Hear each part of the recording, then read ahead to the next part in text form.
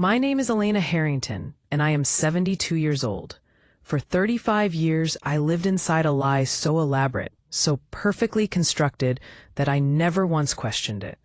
Not until 3 months after we buried my husband, Marcus, when my daughter sat me down in a cold conference room and told me it was time to let go of the lake house. "Mom," my oldest daughter Veronica said, sliding a glossy folder across the table. Her perfectly manicured nails tapped against the wood. "We need to talk about the property in Minnesota." My younger daughter Natasha nodded immediately, her expression soft but firm. "It's just sitting there, Mom, empty, decaying. We think it's time to sell." I looked at them both. Veronica, 47, always the pragmatic one. Natasha, 44, the gentle peacemaker. They were looking at me with that expression I had seen so often in recent months. The expression that said they thought I was fragile, that I was confused, that I needed to be managed. "It's for the best," Veronica continued. "The property taxes alone are draining your accounts, and with Dad gone, there's no reason to keep it anymore." I nodded slowly, letting them think I was too grief-stricken to argue. "You're probably right," I whispered. "You handle it." That night, I packed a small suitcase. I took the rusted silver key I hadn't touched in 35 years from the back of my jewelry box, and I started the 14-hour drive from Seattle to northern Minnesota. They thought I was visiting my sister in Portland. They thought the lake house was abandoned and falling apart. They had no idea I was about to uncover a betrayal so devastating it would shatter everything I believed about my life, my marriage, and my family. Before I tell you what I found in that house, and trust me, it will leave you breathless, I need you to do something for me. If you feel my words, show your support by liking the video and subscribing to the channel. And tell me from which city you belong, so I can see how far a woman's impactful voice can reach. Help me build this community so we can bring more truthful stories for you. The law office in Seattle felt sterile. Everything was glass and chrome and the faint smell of expensive carpet cleaner. I sat across from my daughters, feeling like a stranger in my own life. For 3 months since Marcus died, I had been going through the motions, signing documents, closing accounts, canceling credit cards. Learning how to be a widow after 48 years of marriage? The grief was not a wave. It was a fog, thick and disorienting. I couldn't see my own hands in front of my face most days. And my daughters, Veronica and Natasha, they were supposed to be helping me navigate it. Instead, they seemed impatient. Veronica cleared her throat. She was always the one who took charge. "Mom, we've been going over Dad's estate, and there's one significant asset we need to address." She pushed the folder toward me. Inside was a real estate listing for a property I hadn't seen in decades. The A-frame cabin, the long wooden dock stretching into the water, the tall pines surrounding it like sentinels. The lake house. "It's time to sell it, Mom," Veronica said. Her tone was firm. "It's just sitting there unused. The taxes are outrageous. The insurance is a nightmare. And honestly, it's just rotting away." Natasha leaned forward, placing her hand over mine. Her voice was softer, more sympathetic. "Mom, I know that place has memories. But they're painful memories, right? After what Aunt Diane did to you and Dad, I can't imagine you'd ever want to go back there." Aunt Diane, my sister, the woman who had destroyed my husband's business 35 years ago. My breath caught in my chest. They were right, of course. I hadn't been to that house since the day my world fell apart. Since the day Diane vanished with $250,000 of Marcus's money. Money we had saved for years. Money that was supposed to be our future. Marcus and I had been partners with Diane in a real estate development company. We were going to build vacation homes around the lake. It was supposed to make us wealthy. And then one morning, Diane was gone. The bank accounts were empty. The company was destroyed. And we were buried in debt. The shame of it nearly killed us, having to tell people that my own sister had betrayed us, that she had stolen everything and disappeared without a trace. We lost almost everything. We had to sell our home in Minnesota and move to Seattle to start over. Marcus worked brutal hours for years just to dig us out of the financial hole Diane had left us in. And the lake house. The lake house had been in my family for generations. My parents had left it to me in their will. When the bank tried to seize it after Diane's theft, Marcus fought to keep it. He said it was the only thing we had left of my childhood, the only piece of me that Diane hadn't stolen. But I never went back. I couldn't. It was the last place I had seen Diane. The place where my trust and family died. Mom, Natasha's voice pulled me back to the present. Are you okay? I looked at the glossy photos in the folder. It's just a house, I said quietly. Exactly, Veronica said. Just a house, and it's costing you thousands every year. We need to sell it and put that money into your retirement accounts. It's the smart thing to do. I nodded slowly. What's the rush? Veronica and Natasha exchanged a look. That look. The one that said they were trying to manage me. That they thought I was losing my grip on reality. There's no rush, Mom, Veronica said carefully. We just think it makes sense to handle this now. Get it off your plate. Let us take care of it for you. Natasha squeezed my hand. We're doing this for you, Mom, so you don't have to think about it anymore. So you can focus on healing. Something in her tone felt wrong. Too rehearsed, too careful. I looked at them both. My daughters, the women I had raised, the women I had sacrificed for. And for the first time in 3 months, the fog of grief lifted just enough for me to see clearly. They were hiding something. All right, I said, you're right. It makes sense. Veronica visibly relaxed. Good. We'll start getting appraisals this week. But, I said, holding up one finger. Both of them froze. I want to go there. One last time. The reaction was immediate and visceral. Veronica's face went pale. Natasha's mouth opened in shock. No, Veronica said sharply. Mom, that's not necessary. Why not? I asked, keeping my voice gentle. I'd like to see it.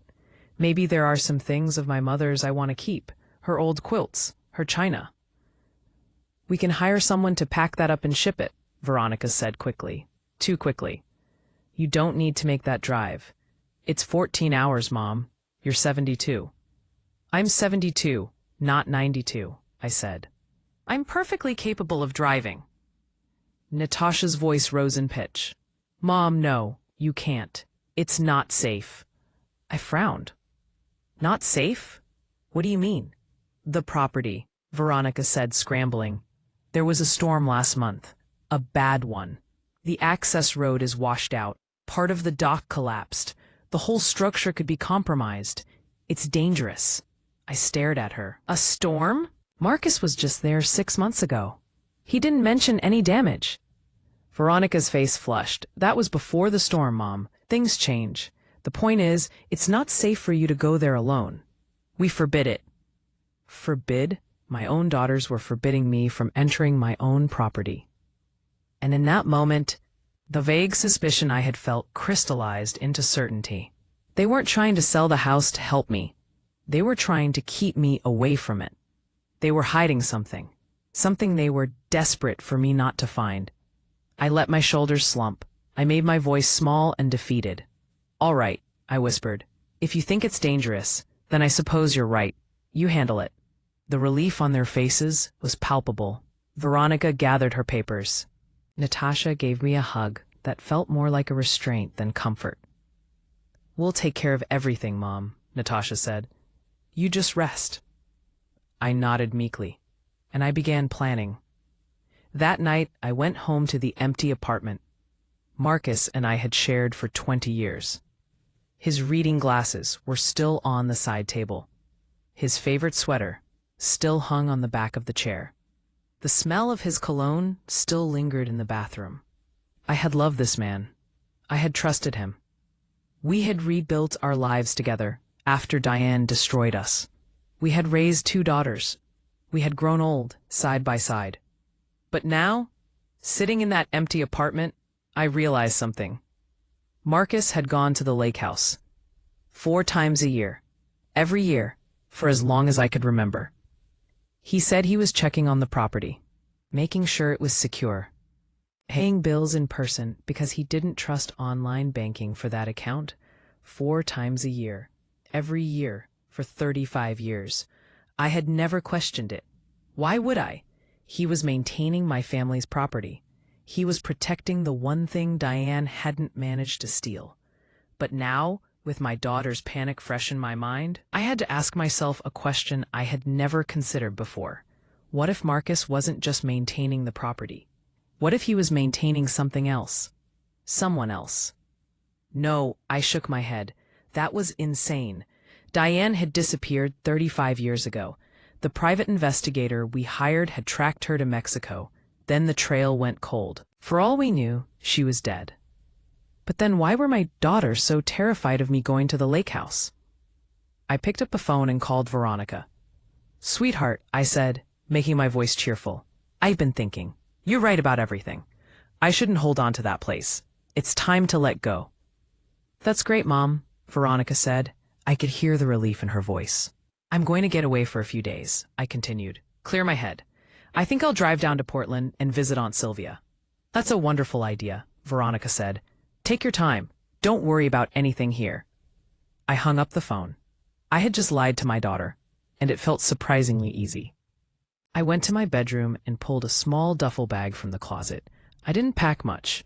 A change of clothes, my medication, a flashlight, granola bars, and from the back of my jewelry box, I took out the small silver key, the spare key to the lake house, the one I had kept all these years, even though I swore I would never go back. The next morning, I got in my car and drove out of Seattle, but I didn't turn south toward Portland. I turned east toward the mountains, toward the long, empty highways that would take me to northern Minnesota, toward the lake house, toward the truth. The drive was long, endless stretches of highway, small towns, gas stations. My mind raced the entire time. What was I going to find? An empty house? A squatter? Was I just a paranoid old woman seeing conspiracies where there were none? But I kept coming back to my daughter's faces. The panic, the desperate lies about storms and washed-out roads. That wasn't the reaction of people trying to spare my feelings. That was the reaction of people trying to hide something. And Marcus, my Marcus, 4 times a year, every year. What had he really been doing there? The question that kept circling in my mind, the one I didn't want to face, was this. What if Diane never really left? What if she had been there all along? What if Marcus had known? What if he had been protecting her, hiding her, all these years while I worked and sacrificed and rebuilt the life she destroyed? No, it was impossible. Marcus loved me. He would never betray me like that. But then I thought about the money, the household accounts Marcus managed, the way he always insisted on handling the finances for the lake house separately, the automatic payments he set up decades ago that I never questioned. How much of my money I earned working as a school administrator for 30 years, had gone to maintaining that property? And if Diane was there, how much of my money had gone to supporting her? I pressed harder on the accelerator. I needed to know. I needed to see for myself. I drove through the night, stopping only for gas and coffee. By the time I crossed into Minnesota, the sun was rising, painting the sky in shades of pink and gold. The landscape changed from flat plains to rolling hills, thick forests, and eventually, the glittering expanse of lakes. I knew this area. I had grown up here. Every tree, every curve in the road was a memory. But it had been 35 years. The saplings I remembered were now towering pines. The small towns had grown, but the bones of the place were the same. I found the county courthouse first. I needed evidence before I confronted whatever was waiting for me at the lake house. I needed to know who had been paying the bills. The clerk at the property tax office was a woman in her 60s named Dorothy. She looked up at me with tired eyes. "Can I help you?" she asked. Yes, I said. I'd like to see the tax records for my property. I gave her the address. She typed slowly on her computer. Harrington property. Got it. What do you need to know? She asked. I need to know if the taxes are current, I said. My late husband was supposed to be handling it, but I'm worried he might have let things lapse. Dorothy frowned at her screen. Let things lapse? Ma'am, this account is spotless. Paid in full every single quarter for the last 35 years. Not a single late payment. My heart stopped. 35 years? Yes, ma'am. Whoever's been managing this has been doing a perfect job. Can you tell me how the payments were made? She clicked her mouse a few times. Automatic draft. From a local bank. Northern Lakes Community Bank. I had never heard of Northern Lakes Community Bank. All of our accounts were in Seattle. Is there a name on the account? I'm not supposed to give out that information, Dorothy said. Then she looked at my face and softened. But you're the owner. Let me see what I can pull up. Looks like it's just an account number. No name listed. But it's been paying like clockwork.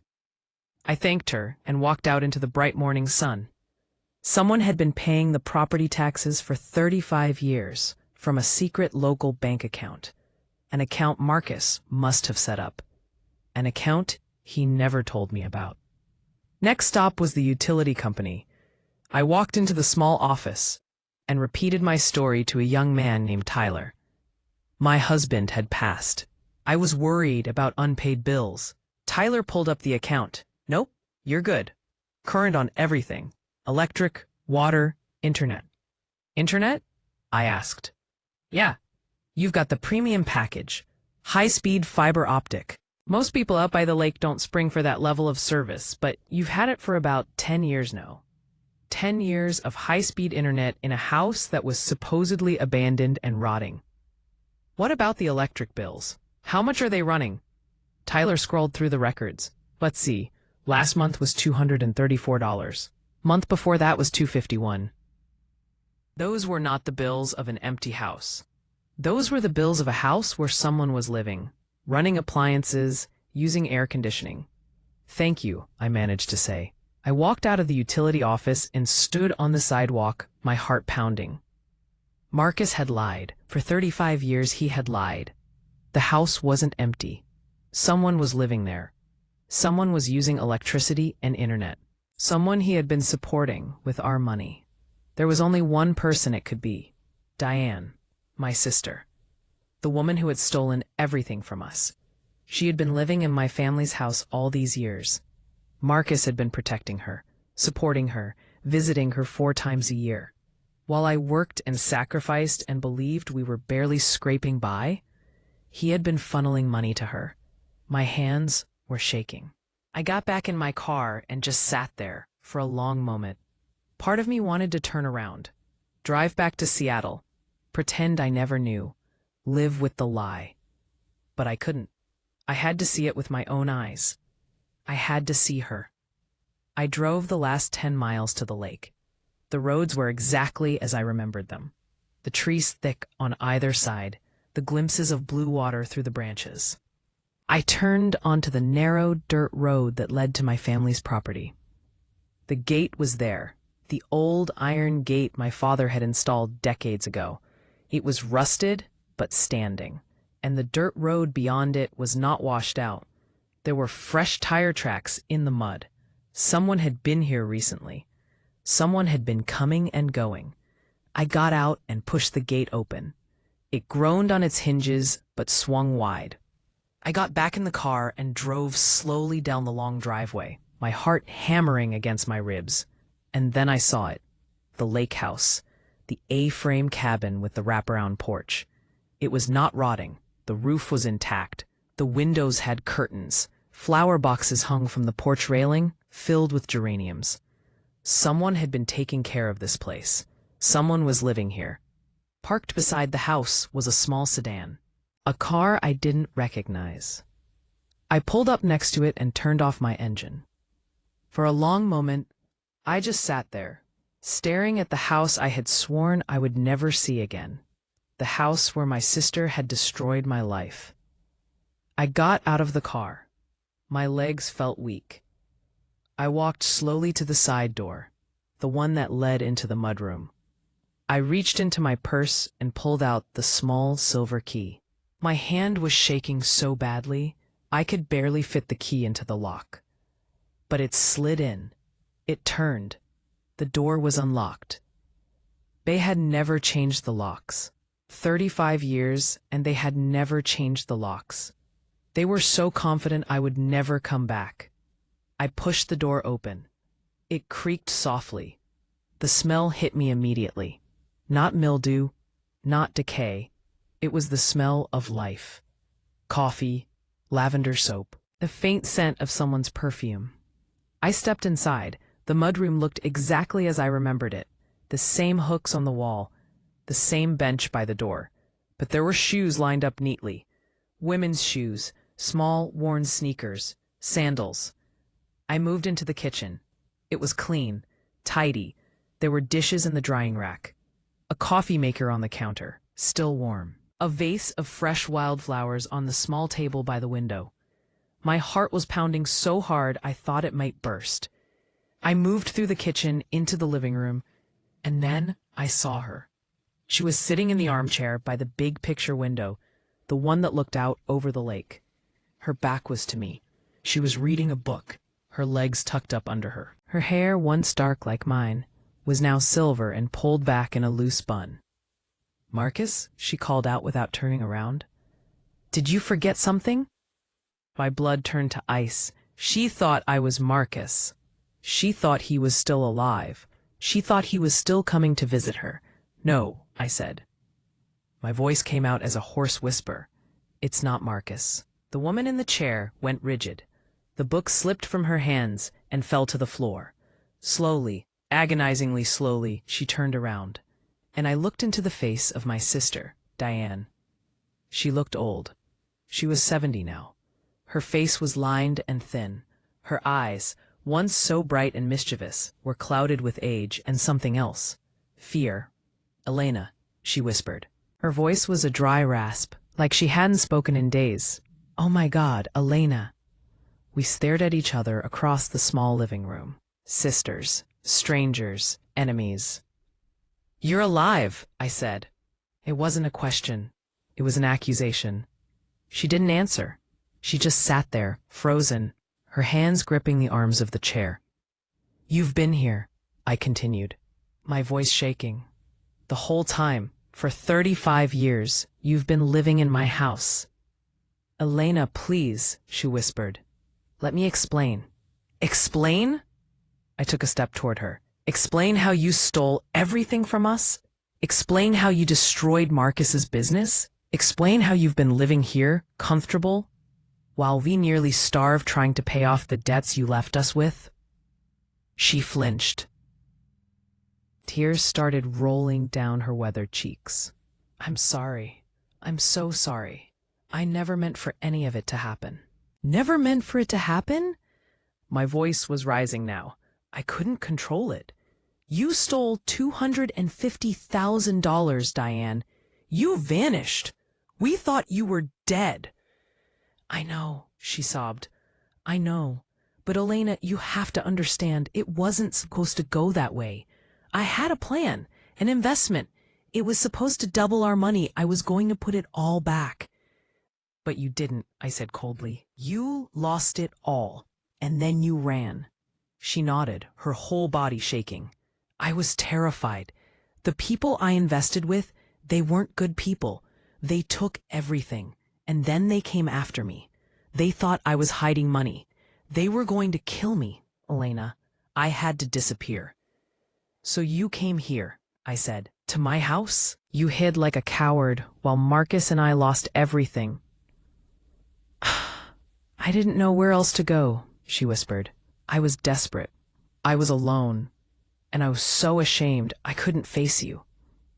"Oh, so when did you face Marcus?" I asked, the question I had been dreading. "When did he find out you were here?"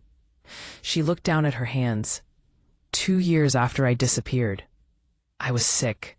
I had nowhere to go. I called him. I begged him to meet me. I showed him how desperate I was. and he agreed to help me. 2 years, 33 years ago. That was when Marcus and I were at our lowest point in Seattle. When I was working 2 jobs. When we were eating ramen for dinner. When I was so exhausted I could barely see straight. And all that time, Marcus had known. He had known my sister was alive and hiding in our lake house. If you feel my words, show your support by liking the video and subscribing to the channel.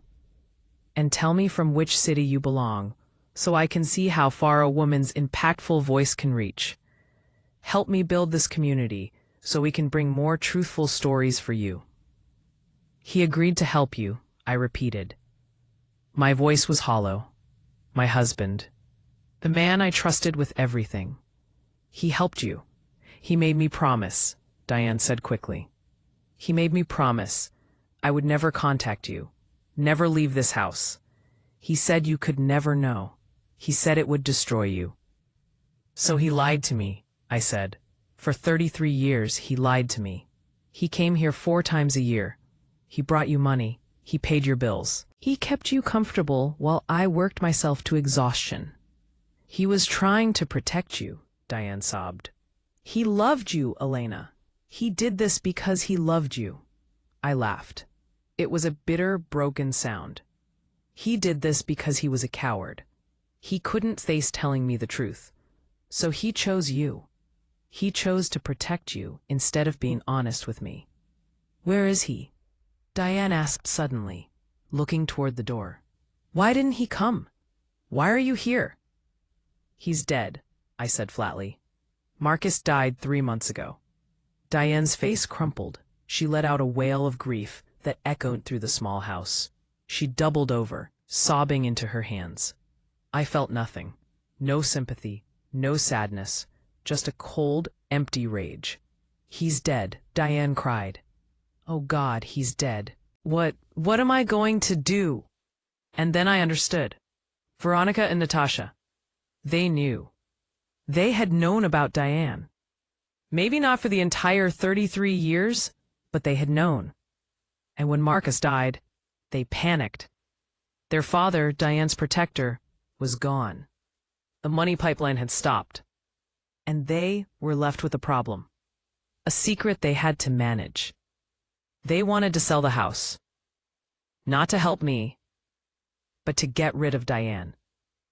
To erase the evidence of their father's betrayal. How long have my daughters known? I asked. Diane looked up, her face streaked with tears. About 15 years. Marcus told them when they were adults. He needed help. I was getting sicker. He couldn't manage everything on his own anymore. 15 years. My daughters had known for 15 years that their father was lying to me, that he was supporting my sister, who had destroyed our lives, and they had said nothing. They had helped him. They had become accomplices in his betrayal. Stories conjuring up in my head, and it get worse as I catch myself. Diane's eyes widened in terror. What are you doing? I said. Calling my daughters? Diane's eyes widened in terror. Strong, I'm at the lake house, I said calmly. Silence. Complete, dead silence. Silence. Mom, Veronica finally said, her voice shaking. Mom, what are you talking about? You're supposed to be in Portland. I lied, I said, just like you lied. Just like your father lied. I'm standing in the living room right now, and Diane is sitting in the armchair. I heard a crash on the other end of the phone. Natasha's voice in the background, screaming. She's there? Oh my God, she found her. Mom, don't do anything, Veronica shouted. Just wait. We're coming. Don't call the police. Don't do anything. We can explain. Explain? I asked. Explain how you've been lying to me for 15 years? Explain how you helped your father betray me. Explain how you were going to sell this house to hide your dirty little secret. We were trying to protect you, Natasha cried. I could hear her sobbing. We were trying to protect Dad's memory. We didn't want you to be hurt. Too late, I said. I hung up the phone. Diane was staring at me. What are you going to do? I looked at her. My sister, the woman who had stolen everything from me. the woman my husband had chosen to protect over honoring our marriage with truth. And I smiled. It was not a kind smile. It was cold and hard and final. "I'll tell you what I'm going to do," I said. I stood there in that living room, looking at my sister Diane, and for the first time in 3 months, my mind was crystal clear. The fog of grief had burned away, replaced by something sharp and focused. Rage. Not the hot, explosive kind. The cold, calculating kind. The kind that plans. The kind that wins. "You want to know what I'm going to do?" I repeated. Diane nodded, her face pale, her hands trembling. "Nothing," I said. She blinked. "What?" "I'm not calling the police. I'm not turning you in. I'm not throwing you out." I walked slowly across the room and sat down on the sofa across from her. "You're going to stay right here." Confusion flickered across her weathered face. "I don't understand."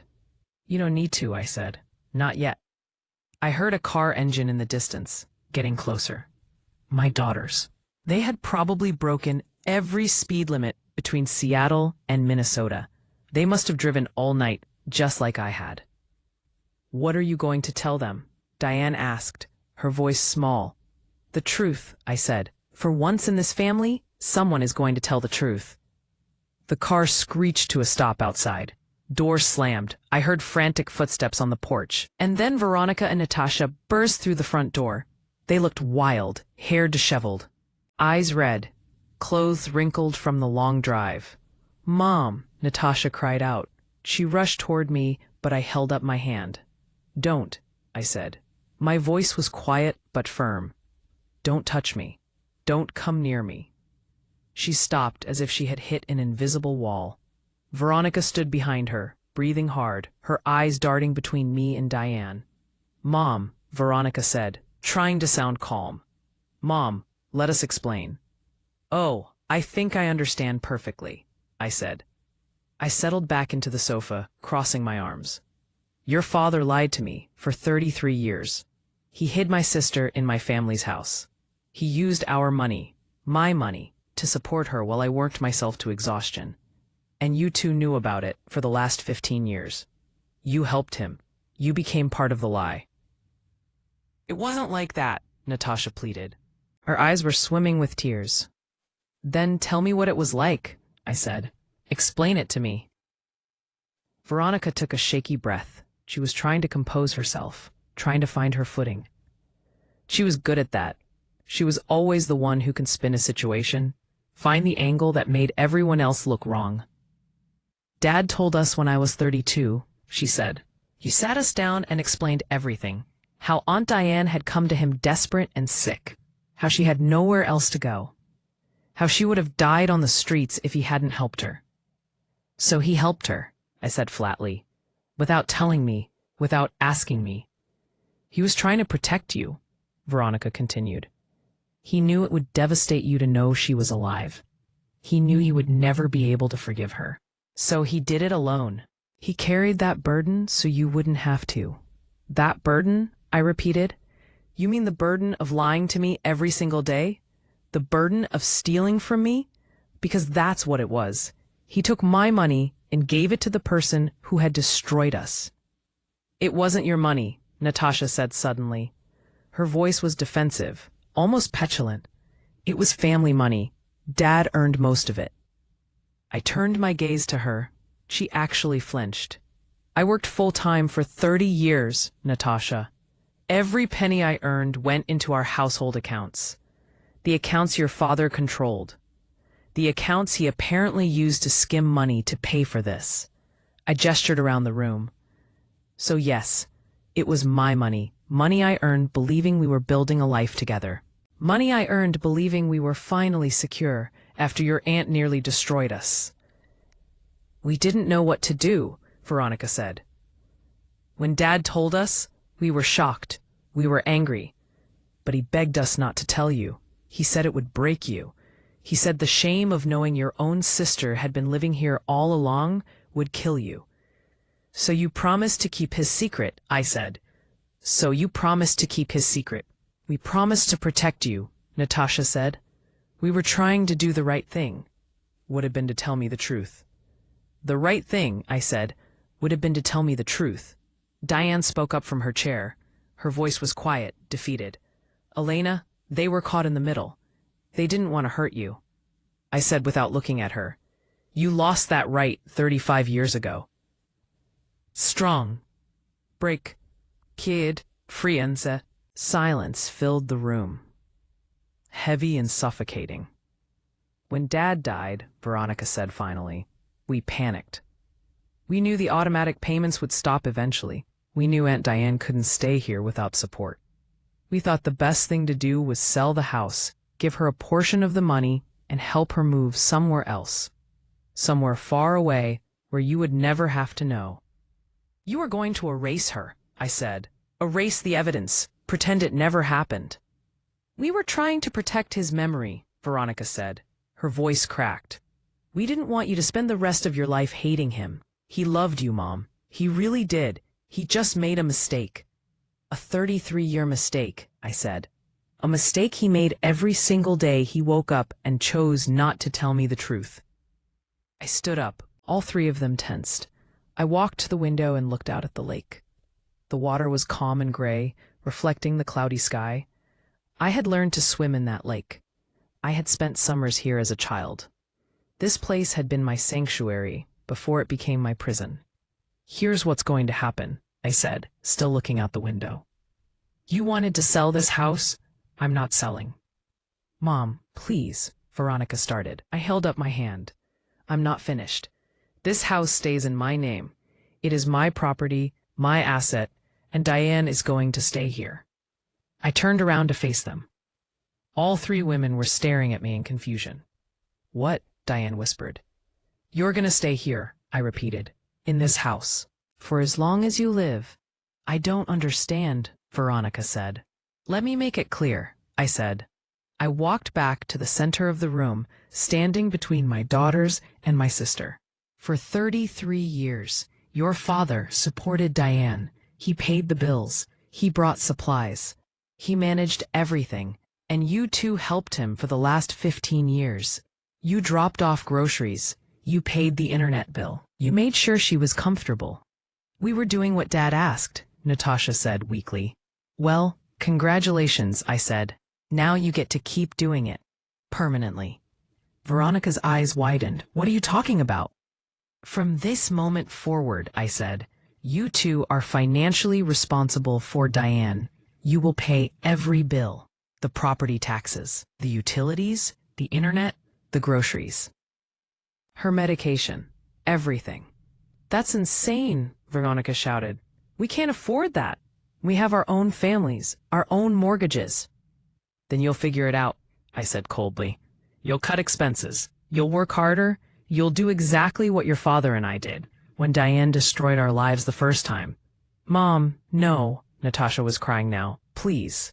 We were just trying to do what Dad asked. We were just trying to help. Help?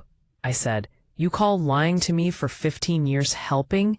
You call conspiring with your father to steal from me helping? I shook my head. No, this is help.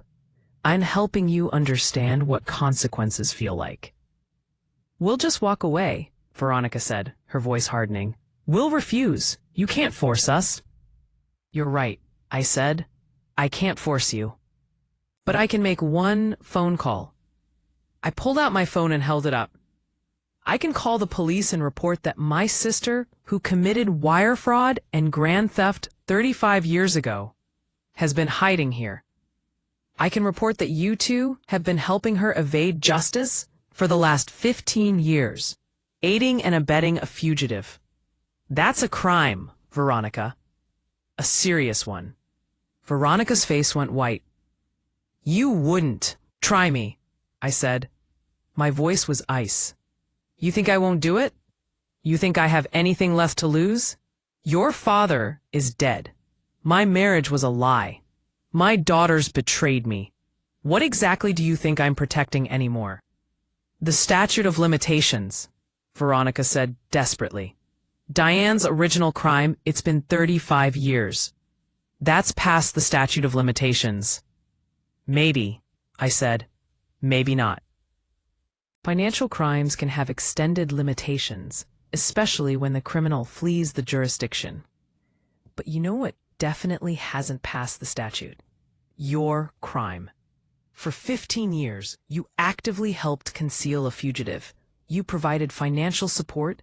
You conspired to hide her from law enforcement. That clock started 15 years ago, and it's still running. Natasha let out a sob.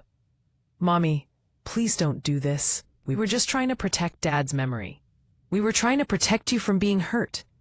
By lying to me, I said. By stealing from me. By making me the fool in my own family. I shook my head. No, those days are over. Here's the deal. You will take care of Diane. You will pay every bill on time. I will hire someone local to check on this property monthly. If I find out you've cut off the power, if I find out she's missed a meal, if I find out you've failed in any way, I make the call. This is blackmail, Veronica hissed. This is justice, I corrected her. You wanted to manage me? You wanted to treat me like a confused old woman who couldn't handle the truth? Well, now I'm managing you. Consider this your inheritance from your father, the secret he left you, the burden he placed on your shoulders. Now you get to carry it. Diane was weeping quietly in her chair. Elena, don't punish them. This was my fault. All of it was my fault. You're right, I said, finally looking at her. It was your fault. But they chose to continue it. They chose to lie. They're adults. They made their choices. Now they live with them. I walked toward the door. My daughters didn't move. They just stood there, defeated, trapped. Mom, Natasha called out. Her voice was broken. What about us? What about our relationship? Are you just going to walk away from us? I stopped at the door. I didn't turn around. You walked away from me 15 years ago when you chose to lie to me every single day. You walked away when you looked me in the eye at your father's funeral and said nothing. You walked away when you tried to manipulate me into selling this house so you could hide your shame. I opened the door. I'm just finally catching up. Where are you going? Veronica asked. Away from here, I said. Away from all of you. You want to know the saddest part? I loved you. All of you. Your father, you two, even Diane once upon a time.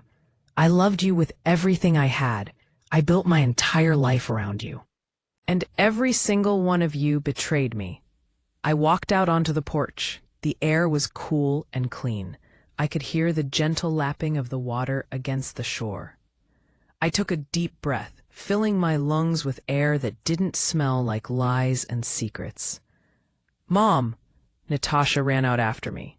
Mom, please, don't leave like this. We can fix this. We can make it right. I turned to face her. She looked so much like me at her age. Same dark eyes, same stubborn chin. But I barely recognized her anymore. You can't fix this, I said quietly. There's no fixing 35 years of lies. There's no making this right. The best you can do is learn to live with what you've done. Just like I have to learn to live with what was done to me. I love you, Natasha sobbed. I love you, Mom. Please don't hate us. I don't hate you, I said. And I realized it was true. I didn't feel hate. I didn't feel much of anything. I just don't know you anymore.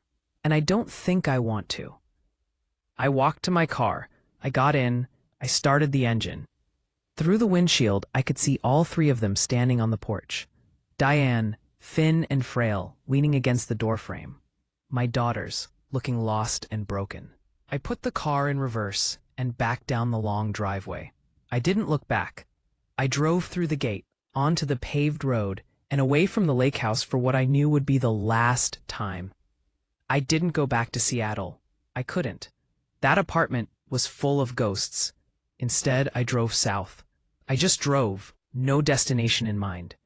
I stopped at a small motel in Wisconsin that night. I lay in the unfamiliar bed, staring at the ceiling, waiting for the tears to come. They didn't.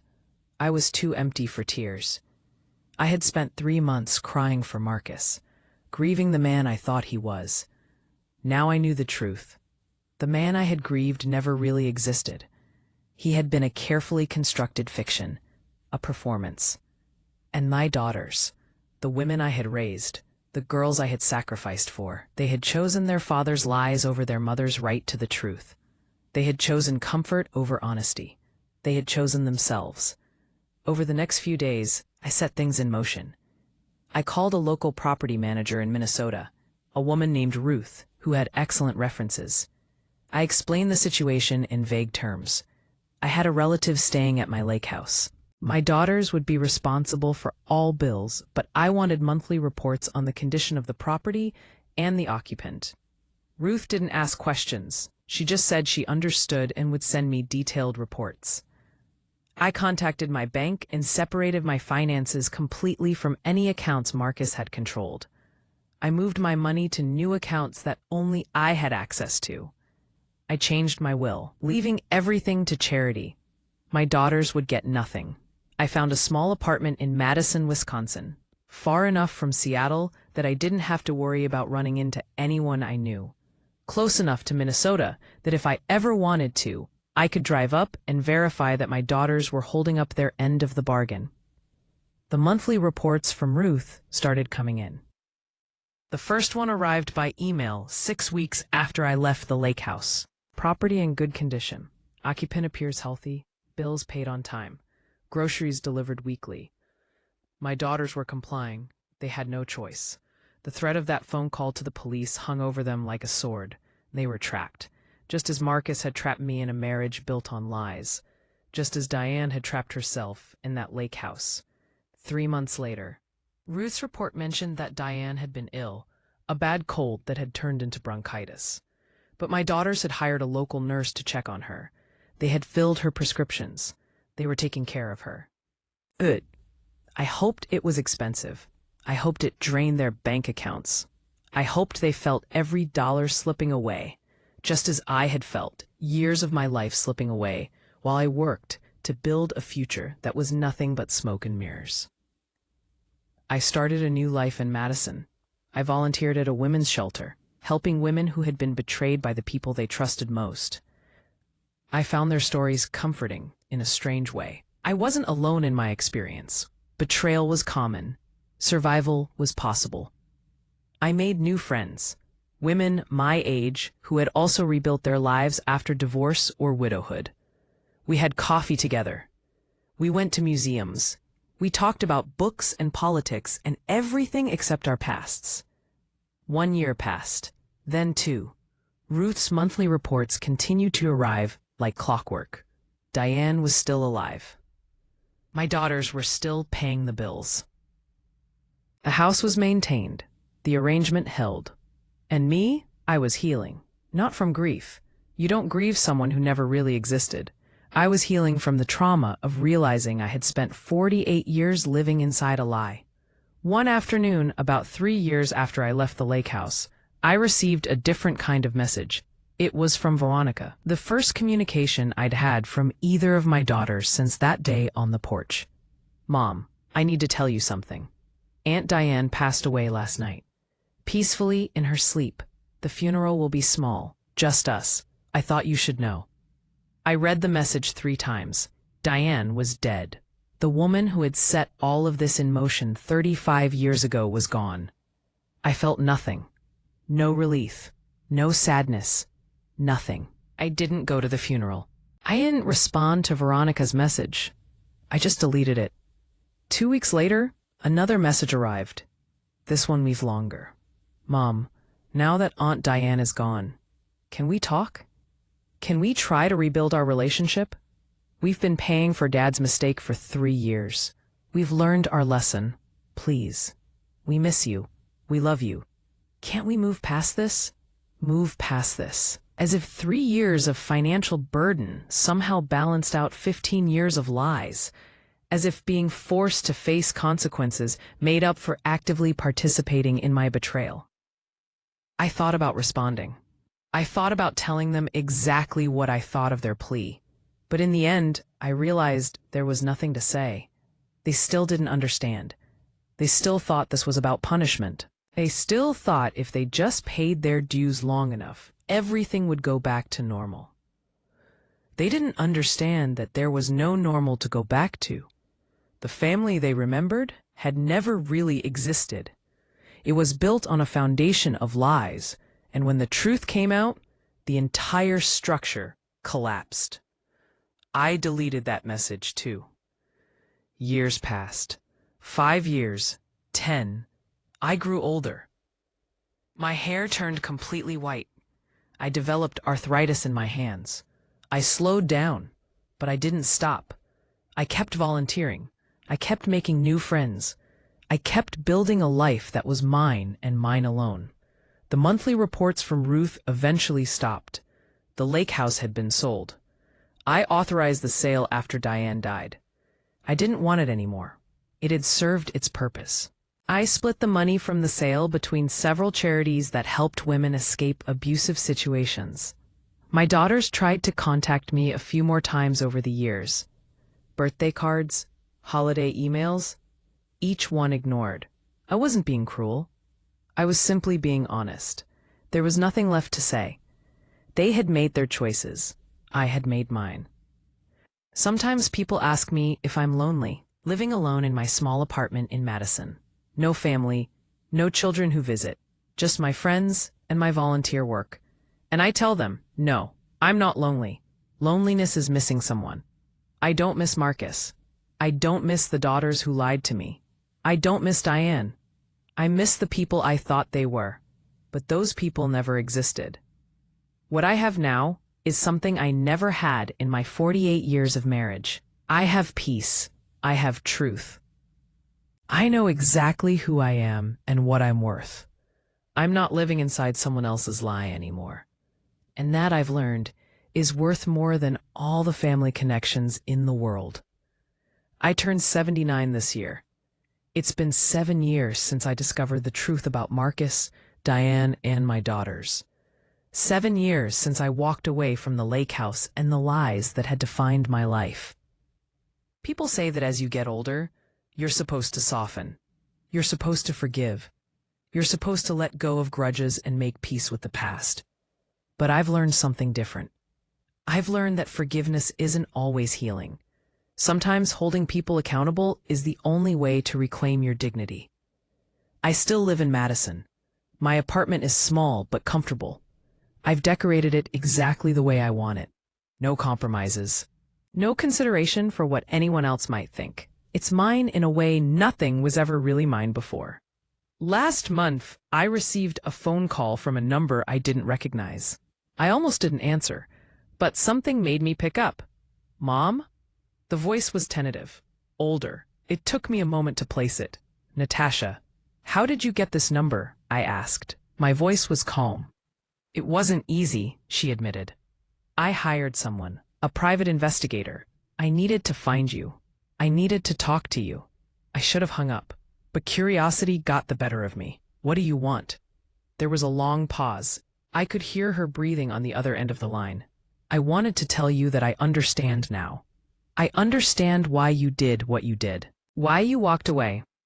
Do you? I said. It wasn't a question. My daughter, Natasha continued. Her voice cracked. Your granddaughter Sophie, she's 16 now. And last year, I found out she'd been lying to me. For months. About where she was going, what she was doing. She'd gotten involved with a boy I didn't approve of. And instead of talking to me about it, she just lied. Created this whole elaborate story. I didn't respond. I just waited. When I found out, Natasha said, I was devastated. Not just because of what she'd done, but because of the lying. The fact that she could look me in the eye every day and deceive me. It felt like such a betrayal. And, I prompted. And I realized, Natasha said quietly, that's what we did to you. For 15 years. That feeling of betrayal I felt over a few months of my daughter's lies, you felt that times 100, times 1,000. And we did it to you. Your own daughters. I was silent for a long moment. Outside my window, I could see the sun setting, painting the sky in shades of orange and purple. Did you call to apologize? I asked finally. Yes, Natasha said. I'm so sorry, Mom. And so sorry for what we did. I'm sorry we lied. I'm sorry we chose Dad's lies over your right to the truth. I'm sorry we tried to manipulate you. I'm sorry for all of it. If you feel my words, show your support by liking the video and subscribing to the channel. And tell me from which city you belong, so I can see how far a woman's impactful voice can reach. Help me build this community so we can bring more truthful stories for you. I took a deep breath. 7 years ago, I would have wanted to hear these words. I would have needed them. But now I wasn't sure they changed anything. I appreciate you saying that, I told her. But an apology doesn't undo what was done. I know, Natasha said. I don't expect you to forgive me. I don't expect you to welcome me back into your life. I just wanted you to know that I finally understand. And I'm sorry. That's all. How's your sister? I asked. Veronica? Natasha sounded surprised by the question. She's struggling. Her husband left her 2 years ago. Found out she'd been hiding money from him, using it to pay for Aunt Diane's care.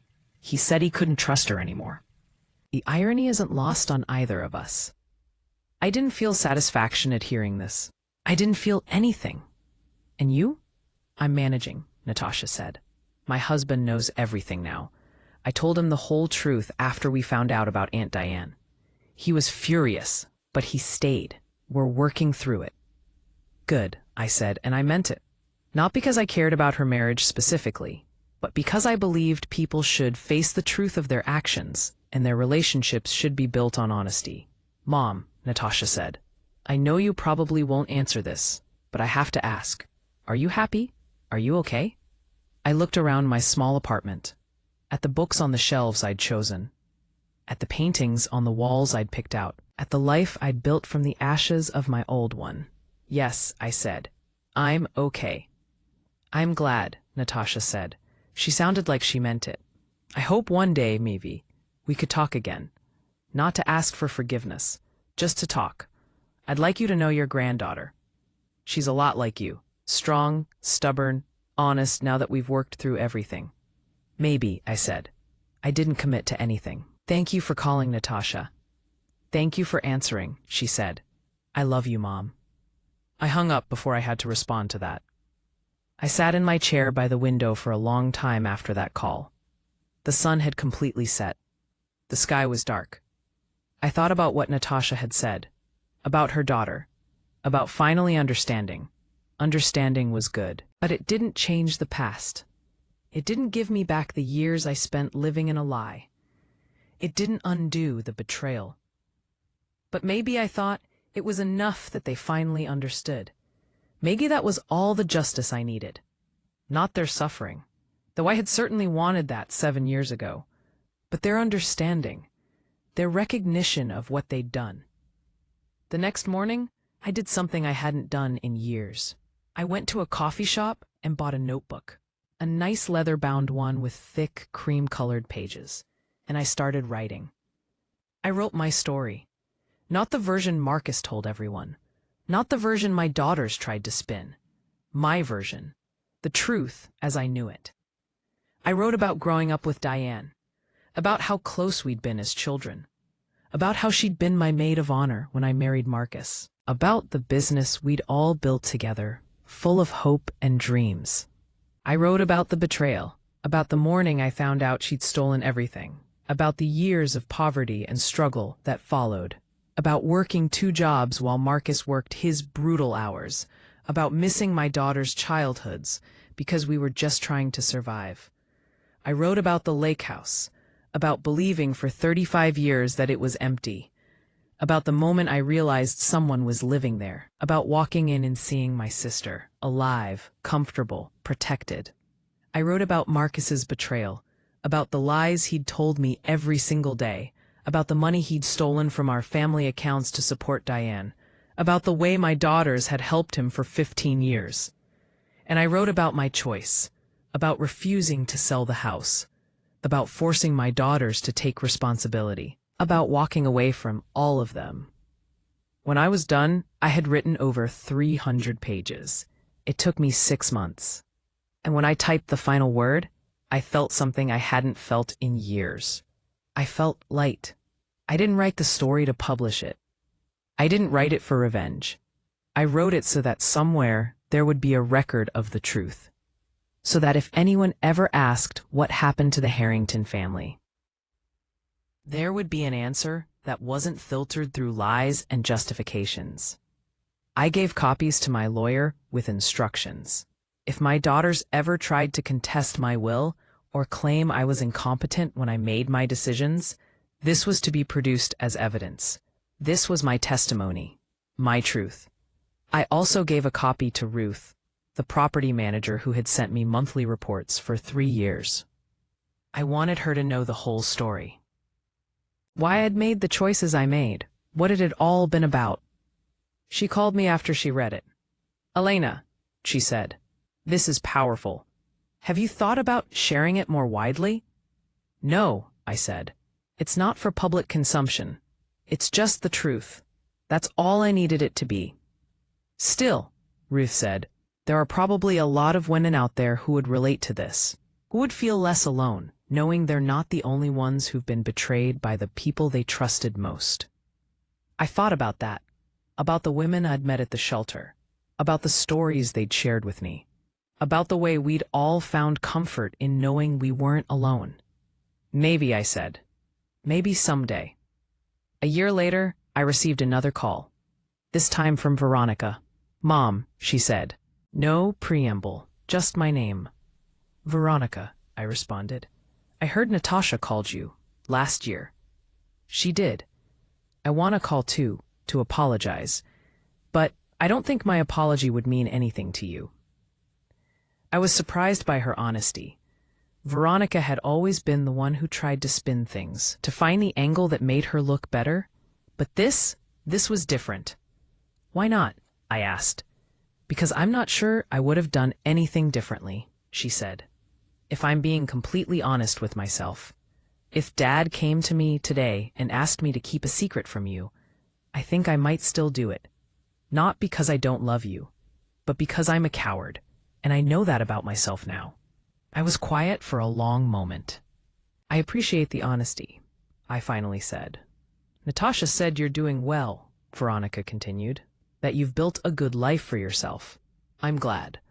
I hope you know that even though we hurt you, we never wanted you to be unhappy." "What you wanted," I said gently, "was for me to be ignorant. There's a difference." "Yes," Veronica agreed. "There is." We sat in silence for a moment. Not the uncomfortable silence of estrangement, just silence. "I won't call again," Veronica said, "unless you want me to. But I wanted you to know that I think about you, and I'm sorry. Even if I can't promise I would have been braver." "Thank you," I said, and I meant it. Her honesty meant more than Natasha's apology had, because it was real, it was unflinching. It didn't try to make herself look better. After that call, I found myself thinking about my daughters more often. Not with anger anymore, just with a kind of sad acceptance. They were who they were, flawed, complicated, human. They had made choices I couldn't forgive, but they were still my children. I didn't reach out to them. I didn't invite them back into my life. But I stopped deleting their occasional messages unread. I would read them, acknowledge them briefly, and move on. It wasn't reconciliation, but it was something. A kind of distant peace. I'm 81 now. 2 years have passed since Veronica's call. I know I don't have many years left. My health is declining. Arthritis has made it hard to write. My eyesight is failing. I get tired easily. But I'm not afraid. I've lived on my own terms for the last 9 years. I've built a life based on truth, not lies. I've helped other women find their strength and their voices. I've made real friends who love me for who I am, not for what I can give them. A copy of my manuscript, the story I wrote, the truth as I know it. I want them to have it, not to hurt them, but because they're part of the story. And they deserve to know how their choices looked from my side. They deserve to see the full picture of what their father did and what they helped him do. My lawyer asked me if I wanted to include a letter with the manuscript, something personal for each daughter. I thought about it for a long time. In the end, I wrote just one line for each of them. This is my truth. I hope you'll share it honestly with your children. They deserve to know. Because that's what I've learned in these 9 years of solitude and rebuilding. Truth matters. Not the truth that's comfortable. Not the truth that makes us look good. But the real truth in all its messy, painful complexity. My daughters chose comfort over truth. Marcus chose protection over honesty. Diane chose self-preservation over accountability. And the result was 35 years of lies that infected 3 generations. I chose differently. I chose truth, even when it cost me my family. Even when it left me alone.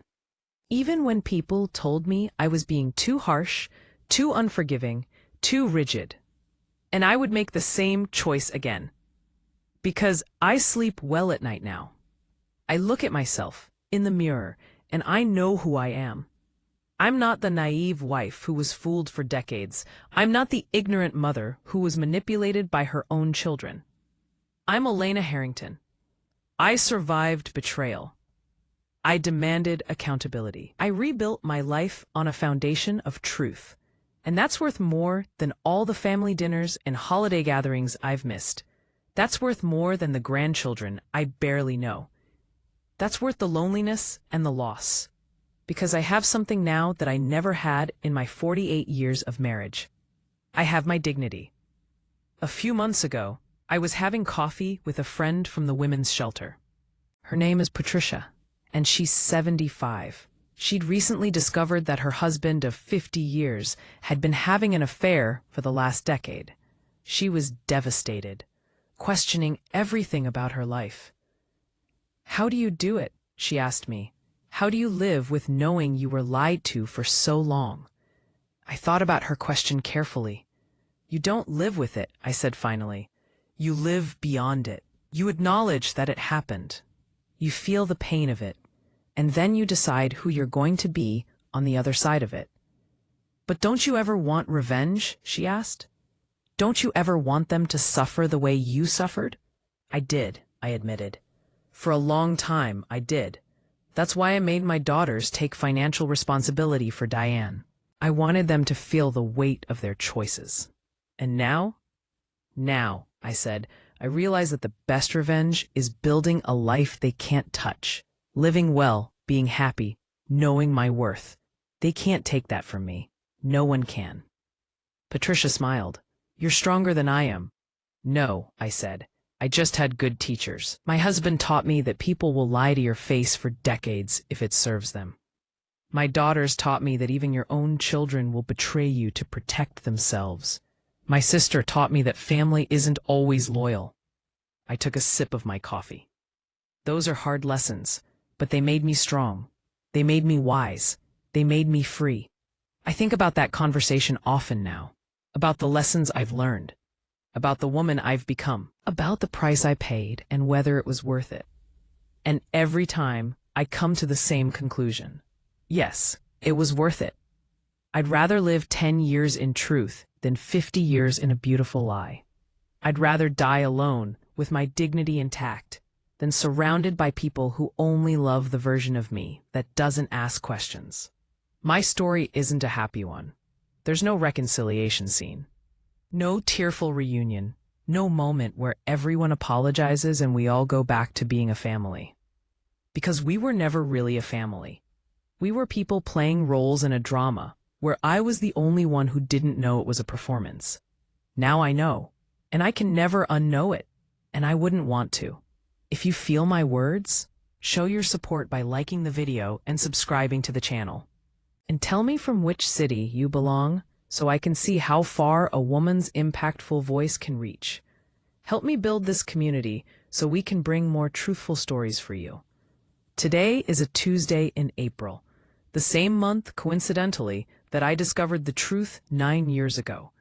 I'm sitting in my small apartment, looking out at the street below. Spring is coming. The trees are starting to bud. There's a sense of renewal in the air. I won't see many more springs. I know that. My doctors have been gentle but clear. My heart is failing. I have maybe a year, maybe less.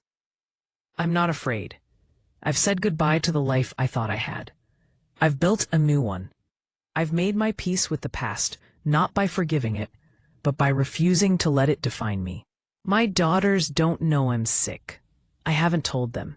Maybe I will, maybe I won't. It doesn't really matter. Whether they know or not doesn't change anything. They made their choices. I made mine. The thing I keep coming back to here at the end is this. I'm proud of myself. I'm proud that I didn't take the easy path.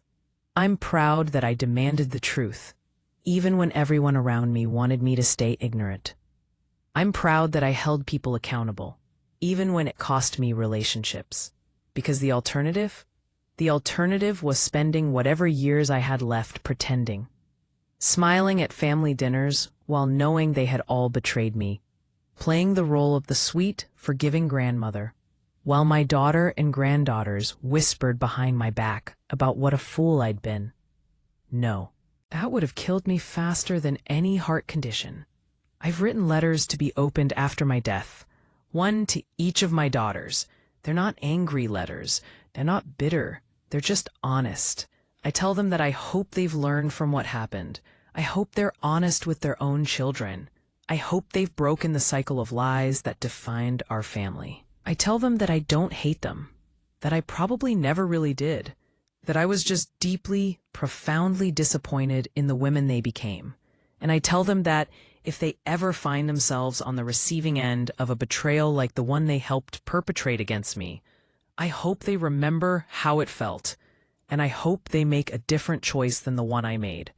I hope they find a way to forgiveness that I couldn't. Because that's the thing. I don't think my way is the only way. I don't think refusing to forgive is always the right answer. For me, it was. For someone else, maybe reconciliation would be healing. But whatever choice they make, I hope they make it consciously, with full knowledge of what was done to them, with eyes wide open. Not because someone else told them they should forgive, not because society says family is everything, but because they genuinely believe it's the right choice for them. That's all I really want. For my daughters, for my granddaughter, for all the women who hear my story. I want them to make conscious choices, to demand truth, to refuse to live in beautiful lies just because they're comfortable. Last night, I had a dream about the lake house. I was young again, maybe 30. Diane and I were sitting on the dock, our feet dangling in the water. Marcus was grilling on the porch. My daughters were children, running around chasing fireflies. In the dream, everything was perfect. The sun was setting, painting the sky in brilliant colors. Everyone was laughing. There was no betrayal yet. No lies. Just a family, happy and together. I woke up with tears on my face. Not tears of regret. Tears of grief for something that never really existed. That perfect family was a fiction. Even in that moment, even when things seemed perfect, the seeds of betrayal were already planted. Diane was already thinking about the money she would steal. Marcus was already the kind of man who would choose comfortable lies over difficult truths. But for one moment in that dream, I let myself believe it had been real. And then I woke up, and I remembered, and I let it go. Because I don't need that fantasy anymore. I don't need the illusion of the perfect family. I have something better. I have reality. I have truth. I have myself. And that's enough. My name is Elena Harrington. I'm 81 years old. I've been betrayed by everyone I loved most in this world. And I survived. More than survived. I rebuilt. I reclaimed. I refused to be a victim. This is my story. Not the story my husband would have told. Not the story my daughters would prefer. But my story. The truth. And if my words have reached even one woman sitting somewhere, wondering if she should keep asking questions when everyone tells her to let it go, wondering if she should demand honesty, even when it might destroy everything, wondering if she's strong enough to walk away from people she loves who continue to lie to her, then my story has been worth telling. Ask the questions. Demand the truth. Trust your instincts. And remember, you are strong enough. to survive whatever answers you find. You are strong enough to stand alone in the truth, rather than surrounded by comfortable lies. You are strong enough to be Elena Harrington. And that's where my story ends. Not with reconciliation, not with forgiveness, but with truth, dignity, and peace. If you've listened this far, thank you. Thank you for hearing my truth. If you feel my words, show your support by liking the video and subscribing to the channel. And tell me from which city you belong, so I can see how far a woman's impactful voice can reach. Help me build this community so we can bring more truthful stories for you. From wherever you are, from whatever city you're listening in, know that you're not alone. There are women like us everywhere. Women who chose truth over comfort. Women who demanded accountability. Women who refused to be fooled. We are a community, and our voices, our truthful voices, they reach farther than anyone expects. Thank you for being part of my journey, and may you have the courage to honor your own truth, whatever that may be.